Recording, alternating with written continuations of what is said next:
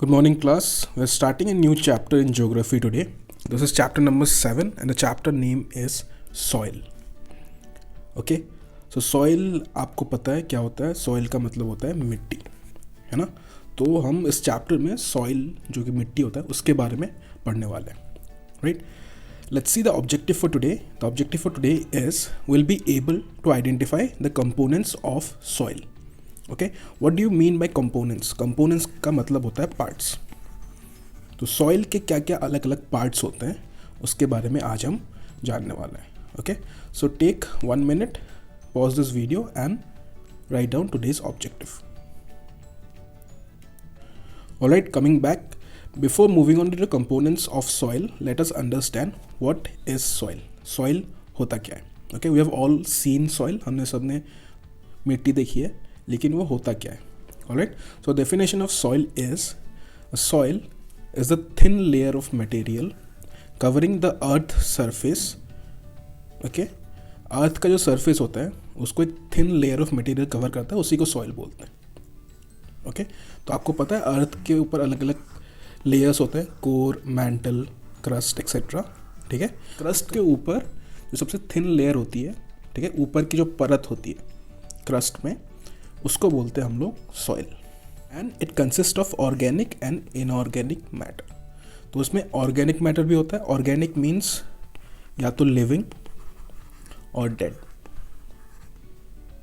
ठीक है, लिविंग और डेड मैटर को ऑर्गेनिक बोलता है. इनऑर्गेनिक मतलब नॉन लिविंग, मतलब कभी जिंदा ही नहीं था. ठीक है, आपको ये याद रखना है, ऑर्गेनिक के बीच में मरे हुए और जिंदा दोनों मैटर आते हैं, और इनऑर्गेनिक मीन्स नॉन लिविंग, जो कभी जिंदा ही नहीं था. ओके, तो soil consist of both organic and inorganic matter. तो ऑर्गेनिक मैटर भी होता है, इनऑर्गेनिक मैटर भी उसमें होता है. ये क्या क्या मैटर्स होते हैं हम लोग आगे के स्लाइड में देखेंगे, but before that pause this video, take 2 minutes and write this down in your notebook. Let's come to what are the components of soil. और अगर आपको सिंपल क्वेश्चन में पूछा गया what is soil made up of, soil किस चीज़ से बना होता है. ठीक है, अब जैसे कि पिछले स्लाइड में मैंने बोला था कि सॉइल के कुछ पार्ट्स ऑर्गेनिक होते हैं, कुछ पार्ट्स इनऑर्गेनिक होते हैं. ठीक है, और ये पार्ट्स क्या हैं अभी हम देखते हैं. Alright, so the main components of soil are as follows. Okay, we have 5 main parts. We have rock particles, we have organic material जिसको हम ह्यूमस भी बोलते हैं. Okay, this is an important word, new word, you have to remember this. Then you have the nutrients in soil. Okay, then we have microorganisms like bacteria, fungus, etc. Okay, and last we have water and air. So all these are components of soil. Soil में ये सब चीज़ें पाए जाते हैं. इसमें से कुछ कुछ चीज़ें ऑर्गेनिक हैं, कुछ कुछ चीज़ें इनऑर्गेनिक है. Okay, before moving on to the next slide, pause this video and take 2 minutes to write down the components of soil in your notebook. Let's move on to the first component of soil, that is rock particles. Particles मतलब small pieces, और powder form भी लिख सकते हो आप. ठीक है, particles मतलब वेरी फाइन स्मॉल पीसेस और powder form. Okay, so rock particles are the main component of soil. Soil का सबसे इंपॉर्टेंट कंपोनेंट ही होता है रॉक के particles. Okay, now when rocks are broken down into smaller pieces, जब rocks छोटे pieces में टूट जाते हैं, okay, and then to powder form, उसके बाद फिर powder form बन जाते हैं. ठीक है, it forms soil. okay, इसी तरह से soil बनता है. Another thing you have to remember here is that different variety of rocks gives different variety और color of soil. ठीक है, अलग अलग rocks होंगे. ठीक है, अलग अलग रॉक्स से अलग अलग कलर और वैरायटी ऑफ सॉइल मिलता है. ठीक है, रॉक का जो वैरायटी होगा, सॉइल का भी वैरायटी उसी कलर में होगा. Pause this video and take 2 minutes to write this down in your notebook. Alright, coming back, अभी हमने डिस्कस किया रॉक के पार्टिकल्स जो होते हैं सॉइल का मेन कंपोनेंट होता है, मेन पार्ट होता है. बट हम लोग रॉक्स से रॉक के पाउडर फॉर्म में आए कैसे? How are rocks converted into powder form? ये होता कैसे है नेचर में? Right, any guesses? So rocks are converted into powdered form. Rocks जो होता है वो पाउडर फॉर्म में कैसे कन्वर्ट होता है? By the process of weathering. ठीक है, वेदरिंग एक प्रोसेस है, इसके through he rocks get converted into powder. Okay, now let's see what do you mean by weathering. Weathering से हम लोग समझते क्या है, right? Okay, so what is weathering? The definition is the natural process. ठीक है, ये नेचुरल प्रोसेस होना पड़ेगा, मैन मेड प्रोसेस नहीं हो सकता. Okay, the natural process of breaking big rocks, मतलब बड़े रॉक्स. ठीक है, as you can see in this diagram, big rocks are breaking, right? Breaking of big rocks into smaller pieces. ठीक है, over a long period of time, मतलब बड़े rock जो होते हैं टूट के छोटे पीसेस में बन जाते हैं over a long period of time, मतलब बहुत टाइम लगता है. Okay, this process is called as weathering. इसी को बोलते हैं वेदरिंग. नाउ इसमें आपको ये ध्यान रखना है कि ये हमेशा नेचुरल प्रोसेस होगा, मतलब मैन मेड नहीं हो सकता, इंसान ने नहीं किया होगा. ठीक है, नेचुरल प्रोसेस होगा. नेचर के अलग अलग एंटिटीज़ जो होते हैं उन्होंने करा होगा इस चीज़ को, right? And this can include wind, water, rain, plants, roots etcetera. Okay, now we know कि you might have come up with several reasons. आप लोग बोल सकते हो कि अर्थक्वेक से भी रॉक्स टूट सकते हैं, राइट? लैंडस्लाइड से भी टूट सकते हैं, रेन से भी टूट सकते हैं. अलग अलग रीजंस आपने बताया होगा. All this comes under weathering only because ये सारे प्रोसेस नेचुरल है. Okay, now another thing I want to mention here is how plants roots are responsible for weathering. ठीक है, प्लांट्स के रूट्स कैसे रेस्पॉन्सिबल है? So as you can see in this diagram, this tree is growing on a rock. ये पहले एक rock हुआ करता था. Okay, then when the tree is spreading its roots, जब ट्री अपना रूट स्प्रेड करता है, ठीक है, तो छोटे छोटे क्रैक्स बना के over a long period of time ये क्रैक्स बड़े हो जाते हैं और रॉक्स, बड़ा रॉक जो होता है वो छोटे टुकड़ों में बढ़ जाता है. Right, this is how plants are responsible for weathering. Alright, just to check your knowledge now कि अभी तक जो हमने पढ़ा वो कितना आपको समझ आया. सो ये is a small do now. Okay, the first one is the process by which rocks are converted into powder form is called as dash. ठीक है, ये आपको पता होना चाहिए अभी. Second is the colour of soil depends on dash. Okay, soil का जो कलर होता है किस पे डिपेंड करता है? ऑप्शन से एटमोसफियर और type of rocks. Okay, the third one is weathering of rocks happens in dash time.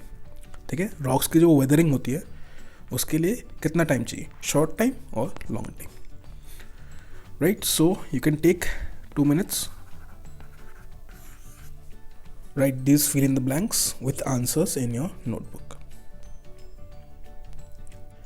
Okay, let's come back. इनका आंसर्स क्या होगा? So process by which rocks convert into powder form is called as weathering बोलते हैं इसको. अभी पढ़ा था हमने.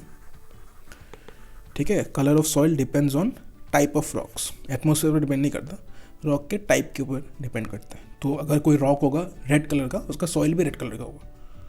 ओके, अगर कोई रॉक होगा वाइट कलर का, उसका सॉइल भी वाइट कलर का होगा. ओके, ये आपको ध्यान रखना है.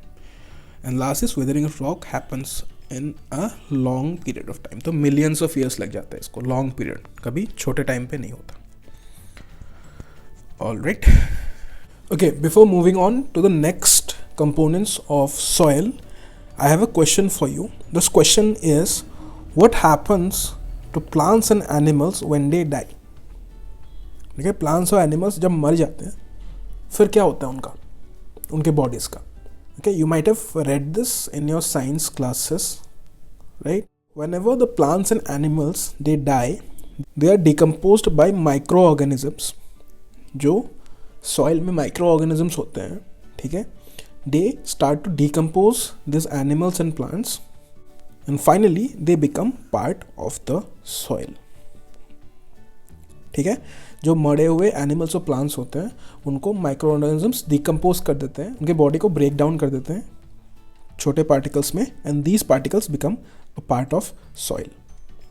Okay, only thing they cannot break down is the bones. बस जो स्केलेटन्स होते हैं ये डिकम्पोज नहीं हो सकते और वो ऐसे मिट्टी के अंदर रह जाते हैं. ठीक है, keeping this in mind, let's come to the second component of soil, that is the organic material in the soil which is also called as humus. ठीक है, इसको बोलते हैं humus. So what is this humus? When dead organisms example animals और plants, ठीक है, decompose, जब वो लोग सड़ जाते हैं, मर के सड़ जाते हैं, okay, they become a component of soil called humus. उनकी बॉडी डिकम्पोज हो जाती है, ठीक है, और मिट्टी में मिल जाते हैं, और मिट्टी के इस कंपोनेंट को ह्यूमस बोलते हैं। Now this humus gives soil a dark colour, ठीक है। ये जो ह्यूमस होता है मतलब डेड मटेरियल होता है प्लांट से, एनिमल्स से, ठीक है, इससे मिट्टी को एक डार्कर कलर मिलता है। So as you can see this soil over here is dark colour, ये थोड़ा डार्क कलर का है। So you can say that इसमें ह्यूमस ज़्यादा है, ह्यूमस इज हाई, ठीक है, इसमें ह्यूमस कंटेंट ज़्यादा है। Right, last thing we have to remember, if the soil has more humus, अगर उसमें ह्यूमस ज़्यादा है, okay, then it is more fertile. Fertile का मतलब होता है कि इट्स रिच इन न्यूट्रिएंट्स, मतलब उसके अंदर न्यूट्रिएंट्स ज़्यादा होते हैं। Okay, take 2 minutes, write this down in your notebook. Alright, coming back, let's go to the next component of soil, which is nutrients. अब ये nutrients क्या होता है? So soil consists of nutrients, अलग अलग nutrients होते हैं। For example, nitrogen, ammonia, phosphorus, ठीक है, ये 3 main nutrients हैं, मैं आपको बता रहा हूँ। Right? So these are required for plants growth, ठीक है, ये nutrients अगर soil में नहीं होगा plants grow नहीं कर पाते। Right? Similarly, how humans and animals require proteins, जैसे हमको ग्रो करने के लिए प्रोटीन्स चाहिए होता है, उसी तरह प्लांट्स को ग्रो करने के लिए ये न्यूट्रिएंट्स चाहिए होता है, जो कि उनको सॉइल से मिलता है।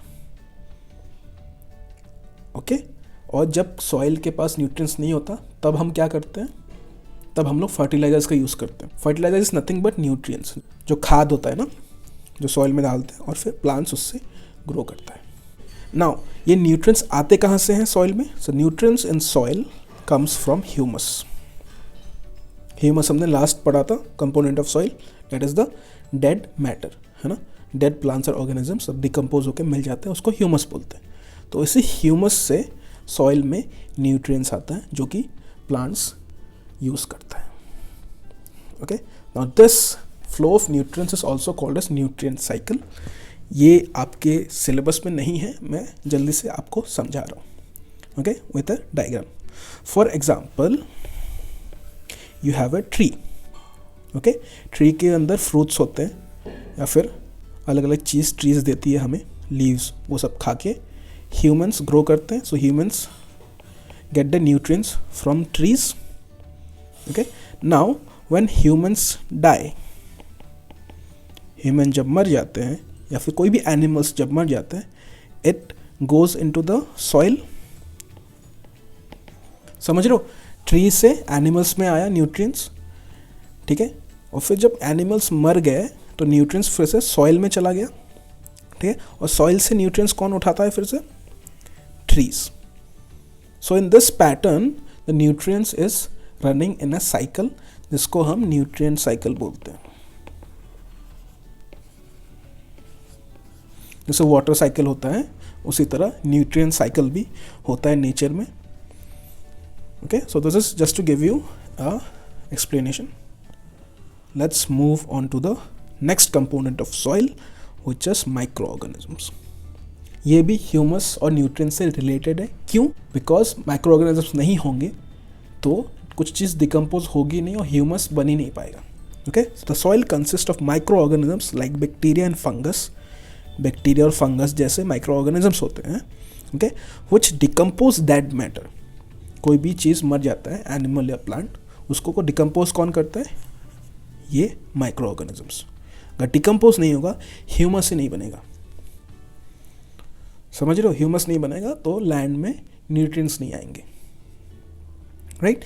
So these micro organisms decompose the dead organisms and they make humus which becomes the part of the soil. So microorganisms are also very important component of soil. Take 2 minutes, note this down in your notebook. Okay, let's move on to the last component of soil and that is air and water.